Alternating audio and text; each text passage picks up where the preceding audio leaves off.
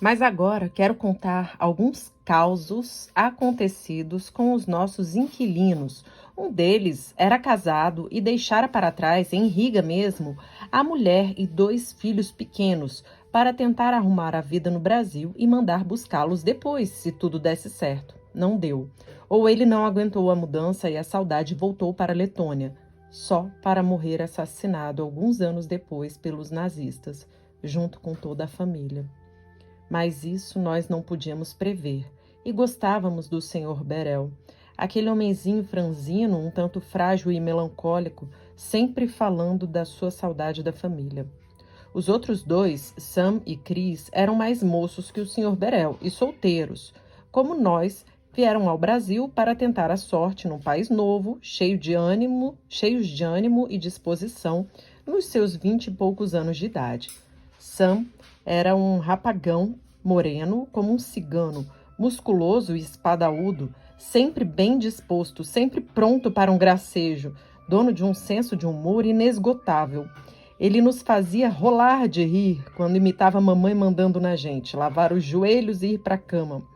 Ainda não havíamos adquirido o estranho hábito brasileiro de tomar banho de corpo inteiro todo santo dia, ou então tentando convencer o meu enfastiado irmão do meio a comer o que não queria, e que era quase tudo. Ele brincava muito conosco e nós, crianças, vivíamos dependurados nesse samuca. Sam terminara só o curso secundário na Letônia e não tinha profissão definida, mas era o tipo pau para toda obra, jeitoso com tudo quanto era mecânica e eletricidade, e logo arranjou um emprego nas obras, ainda em fase de acabamento, no prédio Martinelli, o primeiro arranha-céu da América Latina, como eletricista na instalação dos elevadores. O terceiro inquilino, Chris, largou no meio o curso universitário para se mandar para o Brasil, com a roupa do corpo e o seu inseparável violino.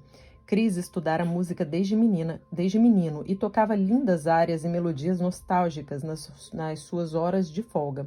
Não sei que tipo de trabalho ele arrumara para sobreviver. Só sei que, quando voltava no fim da tarde, ia logo fazer sua música, para grande prazer de todos nós. Não sei o que foi feito dele depois que saiu da nossa casa, se ficou no Brasil ou voltou para a Europa.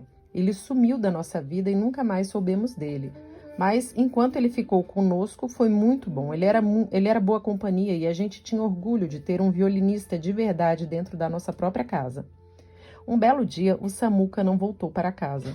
Ninguém se preocupou, afinal de contas, ele era maior de idade, vacinado, dono de seu nariz, e se resolveu passar uma noite fora, ninguém tinha nada com isso.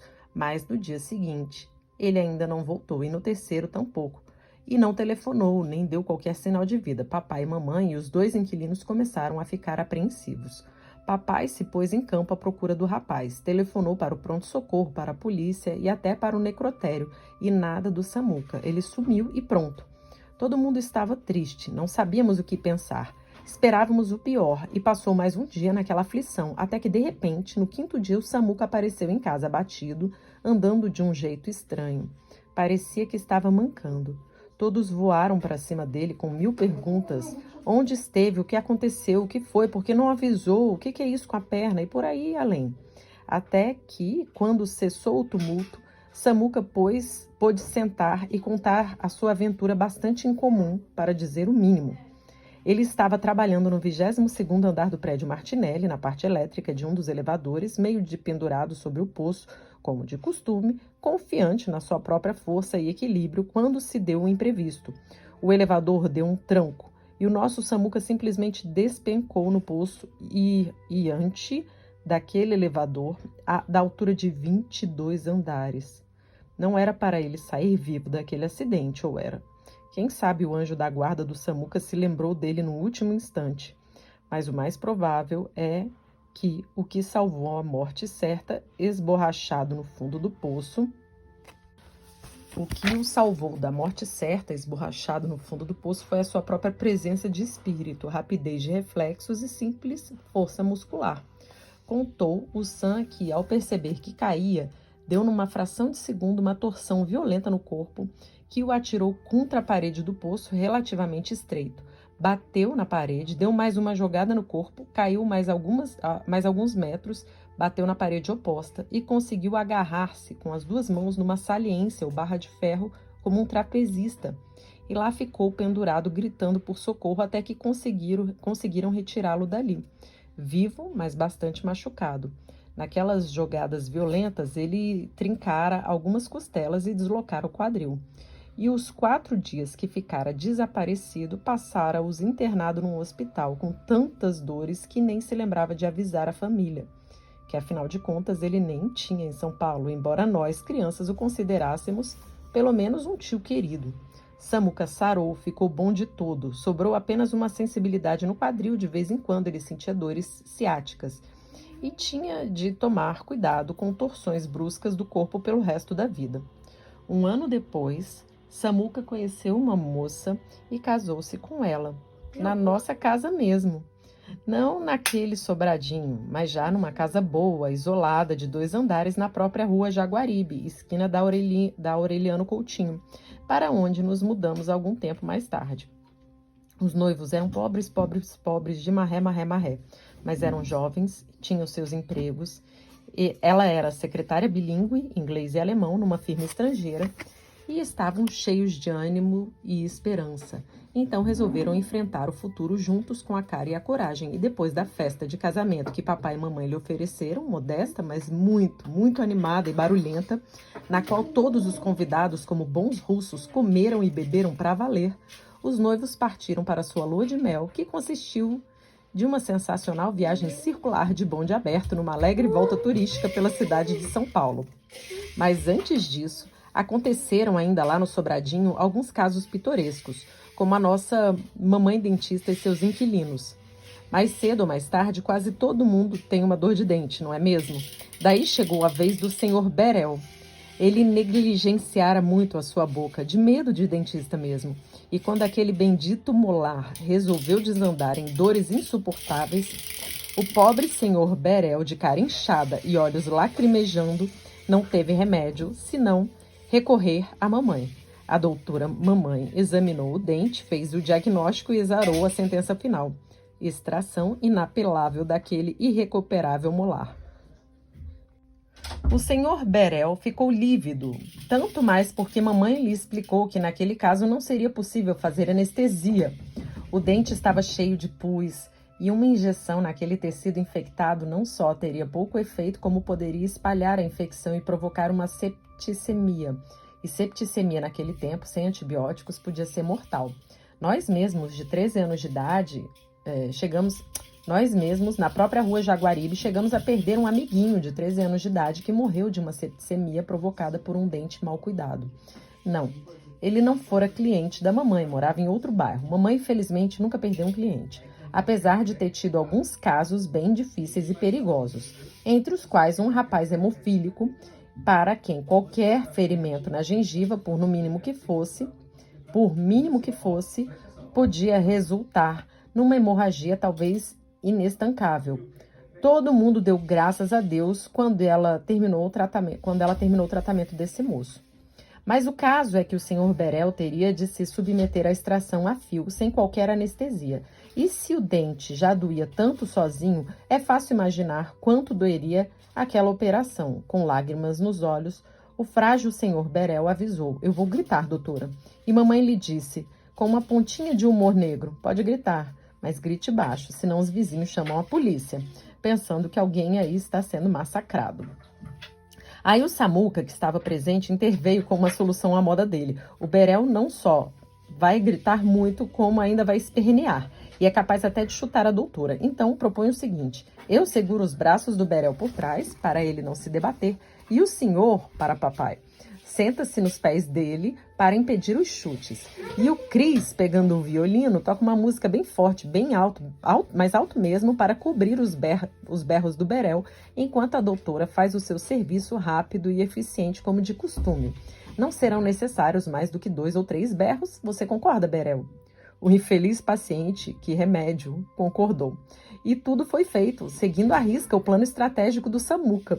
Foi uma cena digna de comédia de pastelão, daquelas do cinema mudo. Só que não era muda. Eu e o Mano assistimos ao espetáculo por cima do tabique do consultório e não conseguimos conter o riso, apesar de toda a pena que tivemos do pobre senhor Berel, que por sinal só precisou soltar um único berro, mas daqueles bons. Mamãe era eficiente mesmo. Por uma ironia do destino maroto, poucos meses depois, o próprio Samuca passou por uma experiência quase idêntica. Um molar infeccionado, abscesso, bochecha inchada, dores cruciais e, como consequência, extração urgente sem anestesia. Mas o valente Samuca não precisou ser contido. Aliás, ninguém teria forças para segurá-lo. E dispensou também o acompanhamento musical. Na hora H, ele aguentou estoicamente a dor momentânea, mas lacinante da extração. Ficou firme, não se mexeu, não deu um pio, nem soltou um ai. Mas quando a mamãe terminou a rápida e dramática operação e mostrou nas duas mãos que precisou usar o boticão com o sangrento troféu arrancado, o pobre Samuca só fez escorregar lentamente da cadeira de dentista para o chão, onde ficou sentado, balançando o corpo, de luto pelo molar imolado, segundo a própria explicação. Certo dia, papai apareceu em casa com uma novidade. Era um rádio, um daqueles aparelhos modelo capelinha de mesa, que imediata e solenemente foi instalado em lugar de honra num canto da sala. Maravilha! Quanta alegria, quanta distração, quanta informação útil e importante nos trouxe aquela caixinha sonora. Com o rádio aprendemos muito português, ouvimos notícia e, o mais importante, entramos em contato com a música brasileira, em especial a popular, para nós totalmente desconhecida. Era toda uma revelação de ritmos e melodias, toda uma riqueza de sons desusados, alegres e tristonhos, sentimentais e buliçosos, estranhos e bonitos. Eram sambas, chorinhos, marchinhas e modinhas de carnaval. Eram valsas e canções românticas que lembravam as russas e canções folclóricas de um folclore todo exótico, indígena e afro-brasileiro. Eram músicas caipiras, emboladas e toadas, e sátiras políticas, de mistura com jazz, foxtrot, charleston e tango argentino, uma verdadeira cornucópia de novidades musicais. Papai, com faro certeiro, se encantou logo com as músicas brejeiras cantadas com graça maliciosa por uma certa Carmen Miranda. Eu me emocionei com as canções sentimentais de Orlando Silva e as serestas de Silvio Caldas, e com lindas cantigas sertanejas como o Luar do Sertão, Aqueles Olhos Verdes, A Casinha Pequenina. Meu irmão se empolgava com o folclore nordestino melodioso e misterioso. Canções como Foi Boto Senhor, Cobra Grande e outras como Na Serra da Mantiqueira, Meu Limão, Meu Limoeiro, cantada por Gastão Formete e Jorge Fernandes. E havia as modinhas políticas. Seu Julinho Vem, sobre o Júlio Prestes, e João Pessoa, sobre o assassinato desse político lá na Paraíba. Só que a gente nem sabia do que se tratava na época. Outra música que eu só fui entender anos depois dizia: ai, cadê Viramundo, Pemba? Foi no terreiro, Pemba. O seu cambono, Pemba. Pemba, palavra estranha. O que poderia ser isso? Nem parecia português. O que é que eu podia saber sobre Umbanda ou Candomblé naquele tempo? Nada, de coisa nenhuma. Mas tudo era interessante, intrigante, curioso, bonito e emocionante. Até hoje eu gosto de rádio. O rádio foi muito importante nos nossos primeiros anos de Brasil, quando vivíamos ainda muito isolados. Era divertido, instrutivo, alegre e nos fazia companhia, quando companhia era o que mais nos fazia falta.